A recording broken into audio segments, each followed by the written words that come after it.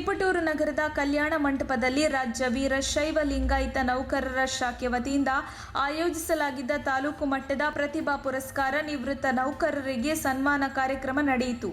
ಸಾನ್ನಿಧ್ಯ ವಹಿಸಿ ಮಾತನಾಡಿದ ತರಳಬಾಳು ಬ್ರಹ್ಮಮಠದ ಶಿವಾಚಾರ್ಯ ಸ್ವಾಮೀಜಿಯವರು ವಿದ್ಯಾರ್ಥಿಗಳ ಕಲಿಕೆಯಲ್ಲಿ ಗ್ರಾಮೀಣ ಭಾಗದ ಮಕ್ಕಳಿಗೆ ಸಾಮಾನ್ಯ ಜ್ಞಾನದ ಬಗ್ಗೆ ತಿಳುವಳಿಕೆ ನೀಡುವುದನ್ನು ಇಂದಿನ ಯುಗದಲ್ಲಿ ಶಿಕ್ಷಣಕ್ಕಿಂತ ಮಕ್ಕಳನ್ನು ಸ್ಪರ್ಧಾತ್ಮಕ ಪರೀಕ್ಷೆಗಳಿಗೆ ಅಣಿಗೊಳಿಸಬೇಕು ಎಂದರು. ಈ ಕಾರ್ಯಕ್ರಮದಲ್ಲಿ ಗುರುಕುಲಾನಂದ ಆಶ್ರಮದ ಶ್ರೀ ಮಡಿ ಕರಿಬಸವೇಶ್ವರ ಸ್ವಾಮೀಜಿ, ವೀರಶೈವ ಲಿಂಗಾಯತ ನೌಕರ ಸಂಘದ ಅಧ್ಯಕ್ಷ ಕೆಎಸ್ಎಂ ಸ್ವಾಮಿ, ಯಳ್ಳಿ ಪ್ರಕಾಶ್, ನಗರಸಭೆ ಸದಸ್ಯರಾದ ಯಮುನಾ, ಧರಣೇಶ್, ಅಶ್ವಿನಿ, ದೇವರಾಜ್, ಪದ್ಮ, ತಿಮ್ಮೇಗೌಡ, ಯೋಗೀಶ್, ವೀರಶೈವ ಲಿಂಗಾಯತದ ಸಮಾಜ ಬಾಂಧವರು ಭಾಗವಹಿಸಿದ್ದರು. ವರದಿ ಆನಂದ್, ತಿಪಟೂರು.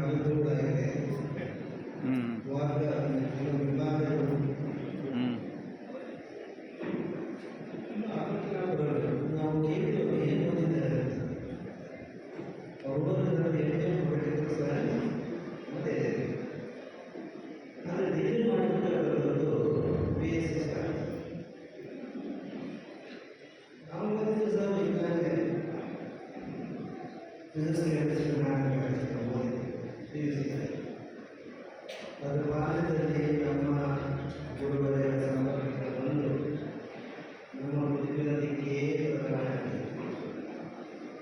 ಈ ಮಕ್ಕಳು ಹೋಗುವಂತ ನಮಗೆ ಸಂತೋಷ ಮತ್ತು ವಿಷಾದ ಎರಡು ಅವಶ್ಯಕ. ಸಂತೋಷ ಮಕ್ಕಳು ಸಾಧನೆ ಮಾಡಿ ಅವರು ಪ್ರಶಸ್ತಿ ಪುರಸ್ಕಾರ ನೀಡಿದ್ದಾರೆ. ವಿಷಾದ ನಮ್ಮ ವಿದ್ಯಾರ್ಥಿಗಳನ್ನು ಹಿಂತಿರುಗಿ ನೋಡಿ. ಮೈಸೂರು ವಿಶ್ವವಿದ್ಯಾಲಯದಲ್ಲಿ ಆಗ ಬೆಂಗಳೂರು ವಿಶ್ವವಿದ್ಯಾಲಯ ನೋಡುವುದರಲ್ಲಿ ಇದು ಆಗಲೇ ಪ್ರಾರಂಭ ಆಗಿದೆ. ಮೂರನೇ ಮುಖ್ಯವಾದ ವಿಶ್ವವಿದ್ಯಾಲಯಗಳು ಮೈಸೂರು, ಬೆಂಗಳೂರು ಮತ್ತು ಕರ್ನಾಟಕ ಧಾರವಾಡ ವಿಶ್ವವಿದ್ಯಾಲಯ. ಆ ಸಂದರ್ಭದಲ್ಲಿ